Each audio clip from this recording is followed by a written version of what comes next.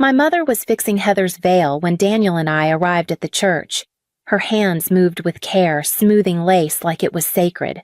I hadn't seen that look on her face in years, focused, glowing, almost tender. Certainly not on my wedding day. That thought came before I could stop it, so I swallowed it like I always did. Heather, my younger sister, was getting married. 29 kindergarten teacher, everyone's sunshine, the golden girl. And today, the sun was shining just for her. Daniel, my husband, leaned toward me as we found our seats. He gave my hand a quiet squeeze. 10,000's in my inside pocket, he said, tapping his suit jacket. You sure about this? I nodded. It's her wedding. He didn't say more. We'd already paid for 1/3 of the reception, but I didn't want to discuss money today. I told myself this wasn't the time. That became my mantra. As I sat down, I scanned the rows ahead. My father, Frank, was laughing with one of Heather's in-laws, looking younger than I remembered, shirt-tucked, crisp tie, straight back upright. He used to slouch. Carol, my mother, sat next to him, turning every so often to check on the altar as if she couldn't believe today was really happening. She caught my eye, once offered a polite smile. I smiled back. Then she turned away. Nothing cold, just distant, like I was someone else's cousin, not her eldest daughter. The music began. Heather walked in on Frank's arm, and Carol's eyes welled instantly. Daniel leaned a little toward me again, just enough that his shoulder pressed against mine. I don't think he meant anything by it. Maybe he just knew. The ceremony was short, sweet, traditional. Heather cried at the vows. Ryan, her new husband, choked a little too. They looked happy, radiant even. As they kissed, the guests clapped and stood, some already pulling out phones. I clapped too. My palms felt stiff. I hadn't expected to feel so out of place. But watching my parents glow, shine and beam as if nothing else in the world mattered, but this moment, it hit harder than I'd thought. I told myself I was being sensitive, that I was overthinking. Still, I couldn't help but wonder. Did they ever look like that at me? The reception was held in a converted barn, strings of white lights, mismatched wooden chairs, lavender tied to every napkin. It was tasteful, expensive, and well organized. I knew because I helped organize it. Not that anyone mentioned that out loud. Dinner passed in a blur of polite conversation. Daniel chatted with Ryan's uncle about real estate. I picked at my chicken. My parents were seated at the long head table beside Heather and Ryan, beaming like royalty. I stayed 2 rows down with Daniel smiling when someone looked our way, nodding when Heather glanced over. Then came the toasts. The best man, one of Ryan's college friends, kept it short and full of inside jokes. Heather's maid of honor, her childhood best friend, cried halfway through hers. Then my mother rose, holding a champagne flute with both hands. My father stood beside her, clearing his throat. Thank you all, my mother began, tapping her glass once. We're so grateful to see so many of you here to celebrate our beloved daughter's wedding. Beloved, it hit like a pin under my rib. She's always brought joy into our lives, Frank added. Always been full of light. Daniel's hand slipped over mine again. I smiled tightly and nodded the same way I had smiled through my own wedding dinner when Mom had stood up and merely said, "We're glad Martha found someone." But now they were practically glowing. My mother reached into her clutch and pulled out a small stack of papers. Jake, sorry, Ryan, and Heather, she corrected herself with a laugh. Your father and I wanted to give you something meaningful, something to begin your life together. She held the papers up. We're giving you the family home. The words dropped like a stone in a silent room. Then applause, cheers, clinking glasses. People stood to clap. Heather covered her mouth with one hand, eyes watering. Ryan looked stunned. I felt nothing at first, not even shock. I just stared. Daniel went rigid beside me. The house, that house. The same house I'd been paying the mortgage on for 5 years. The same house Mom and Dad had begged me to help save when Dad's hours were cut at the plant and Mom's arthritis made full-time work impossible. We never made it a formal agreement. No contracts, no paperwork. Just, sweetheart, we're falling behind. We'd pay you back if we could. And I said yes. Quietly.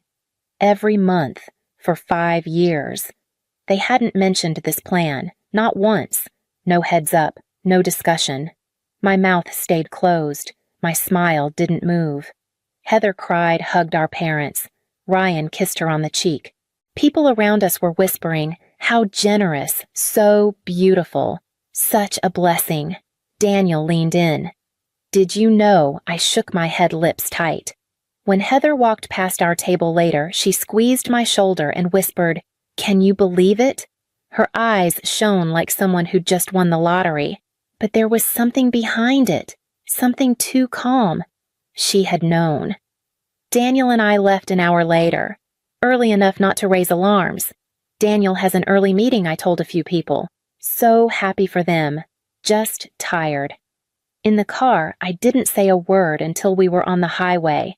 Then the tears came fast and hot. I gripped my dress like I might tear it open.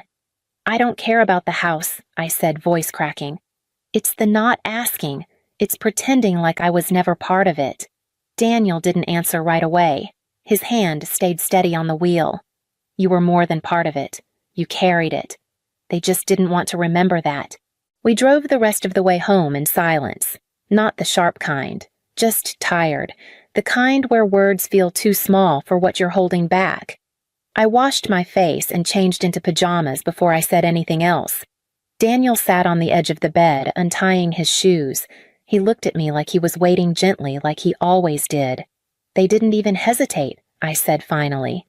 Just stood up there and gave it away like I was a footnote. He didn't interrupt. He knew better than to rush this kind of grief. I sat beside him, the fabric of my robe soft between my fingers. "It's not just the house," I whispered. "It's that they didn't even think it might hurt me." Daniel placed his hand over mine, warm and steady.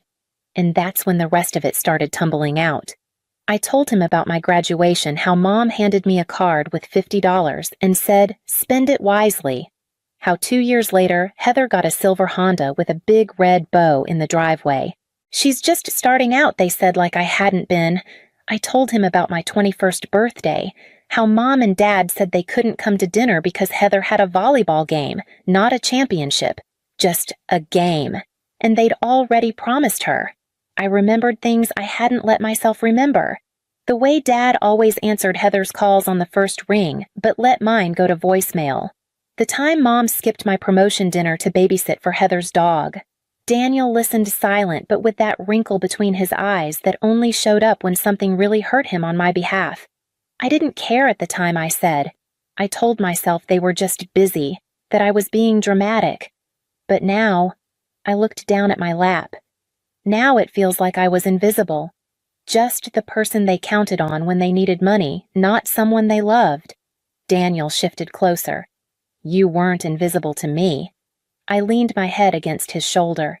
He smelled like clean linen and cologne. Like home. I just kept thinking I said if I worked harder, helped more, they'd see me. Really see me.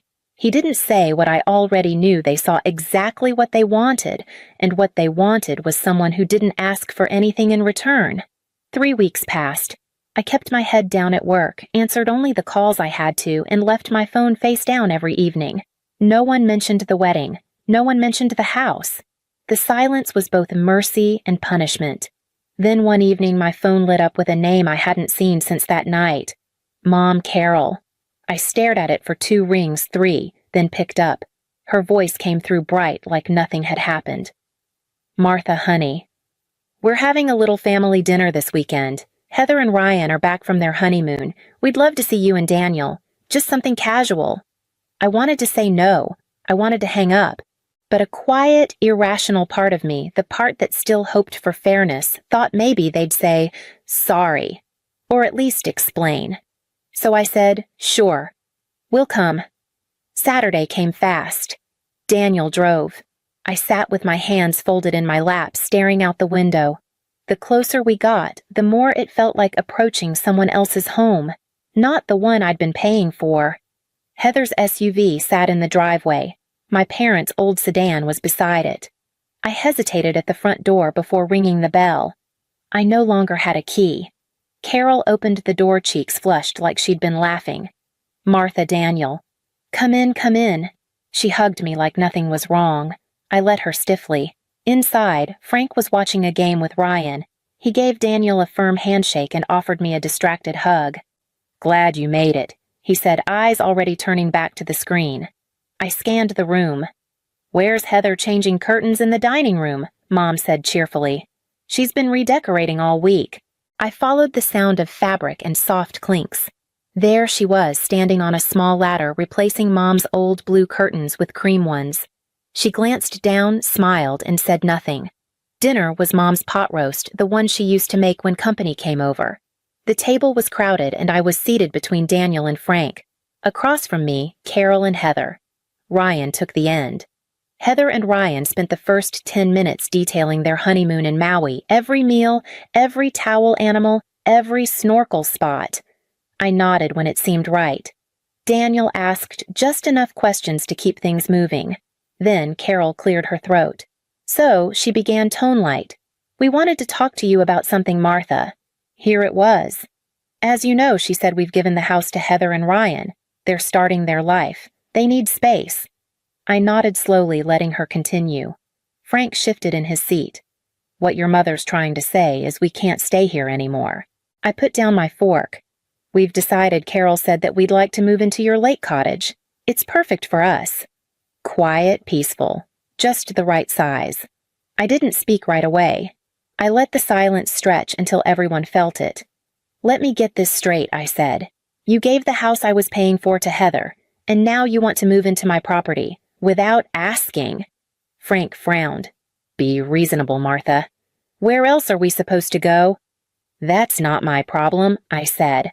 Heather's voice piped in. "It's not like you use it that much." I turned to her. "It's mine. I bought it. I decide who's in it." Carol's face paled. "You're not saying no, are you?" "I am," I said calmly. "No, you're not moving into my cottage." 2 weeks passed without a word. I blocked their numbers, not forever, just until I could think without shaking. The cottage stayed untouched, quiet and safe in my mind, like a door I had finally locked. Then, on a Tuesday afternoon while I was reviewing ad copy at my desk, my phone buzzed. Security alert, front door opened, Pine Ridge Cottage. My stomach dropped. I opened the app. Someone had used a key but hadn't disabled the alarm. 30 seconds later, the security company called. "Miss Whitman, this is Safeguard Security. We've detected entry at your property on Pine Ridge Road." "Was that you?" "No," I said. "Send the police." An hour later, my phone rang again. A calm, male voice. "Miss Whitman, this is Officer Rhea with the County Sheriff's Department. We're at your Pine Ridge property with 2 individuals who identify as your parents. They have keys but admit they don't have your permission to be here." I closed my eyes. Of course it was them. "Yes," I said. "They are my parents, but they do not have permission to be in my home." "I understand." "Because they used a key and not force, it's a gray area. We can remove them, but pressing charges would be up to you." "I'll come up," I said. "We're about an hour away." Daniel drove. Neither of us said much. I was too angry to speak, too tired to yell. Somewhere in the middle of that silence, I realized I wasn't surprised. Hurt, yes, but not surprised. The cottage appeared as we rounded the bend, pine trees, gravel crunching under the tires, and in front, a police cruiser. 2 officers. And on the porch, Frank and Carol sitting stiffly among a few suitcases and plastic bins.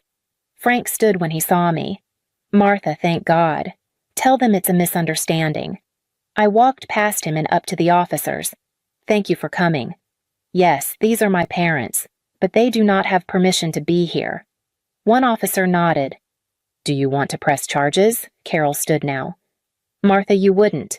You broke into my house after I told you no," I said. "What did you think would happen?" Frank's voice rose. "We didn't break in. We used the key you gave us." Carol's voice cracked open. "This is all your fault. If you'd just let us stay, none of this would have happened." I stared at her. "My fault. You gave away a house I was paying for and then tried to take over my other property without even asking. And now you're sitting here acting like I'm the one who betrayed you? You're so arrogant," she spat. "So selfish. We raised you better than this." I didn't raise my voice. "I didn't have to. You didn't raise me to be a doormat." That shut her up. I turned to the officers. "Can I speak to you privately?" They stepped away with me. I took a breath. I don't want to press charges, but I don't want them here either. We can bring them in for a few hours, one officer offered. Let them cool off. Sometimes a holding cell puts things in perspective. I nodded. That sounds about right. Back on the porch, I said simply, "They're taking you in for a few hours. I'm not pressing charges. But you cannot be here." Carol looked stunned. Frank said nothing. As the cruiser pulled away, Daniel slipped his hand in mine. We waited for the locksmith. While he worked, I arranged for their things to be moved to a nearby storage unit. I paid for 1 month. I sent the information to Heather. I didn't unblock anyone. By the time the new locks clicked into place, the house felt clean again. Mine again. 2 days later, I opened Facebook and saw my mother's face smiling back at me from a post I hadn't expected and would never forget. Today, I learned what it means to be abandoned by your own child. The caption went on for 6 paragraphs, how she and Frank in their golden years were cast out like unwanted pets, how I, their eldest daughter, had called the police and had them removed like criminals, leaving them with nowhere to go, no roof, no compassion. The post was public. There were already dozens of comments, some from old neighbors, some from family, some from people I hadn't seen since childhood. "I can't believe she'd do that to you. So many kids these days have no sense of duty. That girl always was cold, even in church." I sat there staring at my screen, letting the bile rise slowly, steadily, until Daniel leaned over and read it with me. "Are you going to respond?" he asked gently. I didn't answer right away. I just opened a blank status and started typing. Since my mother has chosen to make our private conflict public, I feel I need to share a few facts. I wrote carefully. Not with anger, but clarity. I listed how I had paid the mortgage on their home for 5 years, how they gave that home to Heather and Ryan without ever mentioning it to me, how they'd planned again without asking to move into my lake cottage, and when I said no, how they used a spare key, entered my property without permission, and triggered a police response. I ended simply, "Family is about mutual respect, not entitlement, not rewriting history." Then I hit post. The response came fast, messages, comments, private DMs. From cousins we had no idea.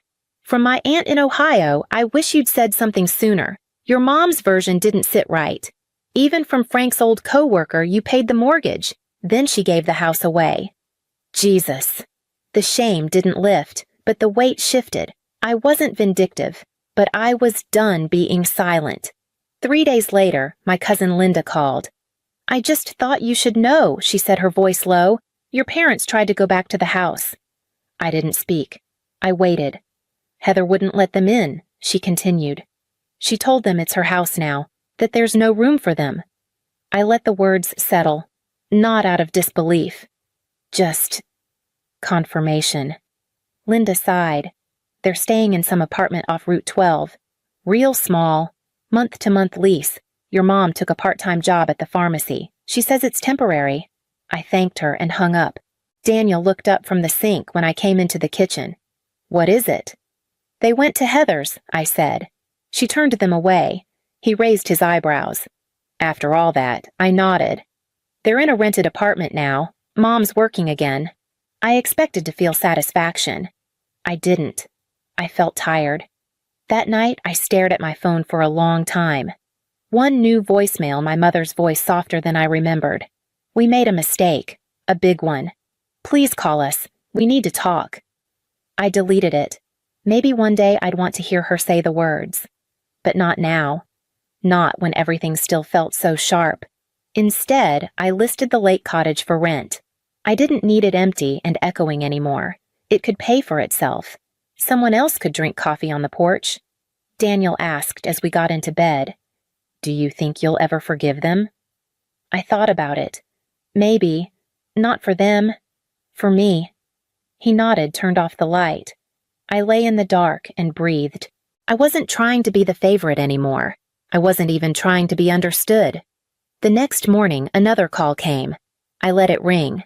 No voicemail this time. Maybe she didn't know what else to say.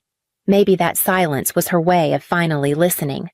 I watched the screen until it went dark. Outside, the sky was overcast.